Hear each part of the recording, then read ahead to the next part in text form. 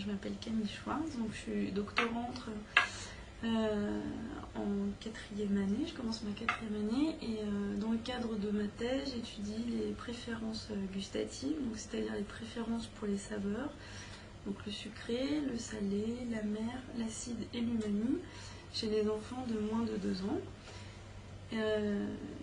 Et j'essaye de mettre en relation leurs préférences gustatives avec leur comportement alimentaire. Et je travaille dans le cadre de l'étude Opaline, qui est l'Observatoire des préférences alimentaires du nourrisson et de l'enfant.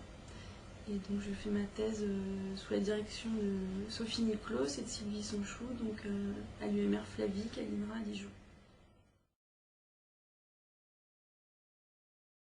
Donc, mon début de parcours est un peu, original.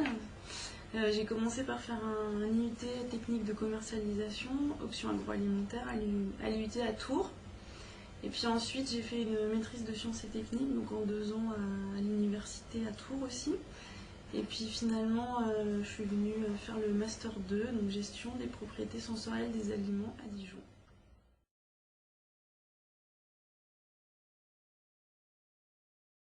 On intervient dans le sens où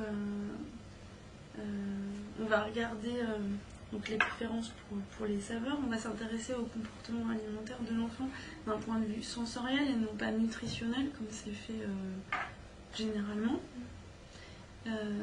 Donc on va appliquer certaines méthodes de l'analyse sensorielle en termes de présentation des stimuli et puis d'analyse des résultats.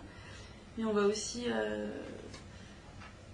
devoir s'adapter au fait qu'on travaille avec des bébés. Donc les bébés ça parle pas, donc de ce fait on va devoir adapter ce qu'on fait. On va utiliser beaucoup les techniques de l'observation.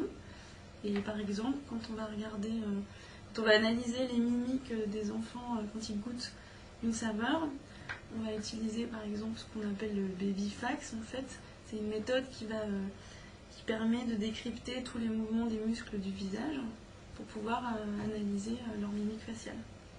Donc on va à la fois utiliser les techniques d'analyse sensorielle et on va devoir s'adapter au fait qu'on travaille avec des nourrissons, donc qui est une cible bien particulière.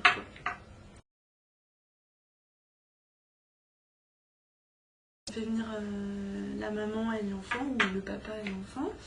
On est installé dans une salle qui est adaptée à l'enfant, donc il y a des transats, des jouets, des chaises hautes.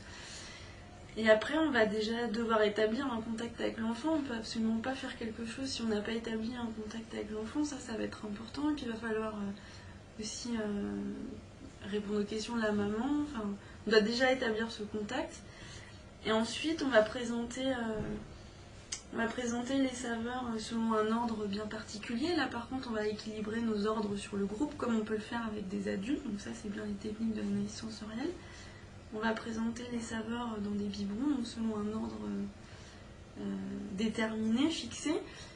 Chaque biberon va le présenter 45 secondes. Après, on a une pause de 15 secondes. La maman et la personne, l'expérimentateur, donne son appréciation de comment l'enfant a aimé la solution.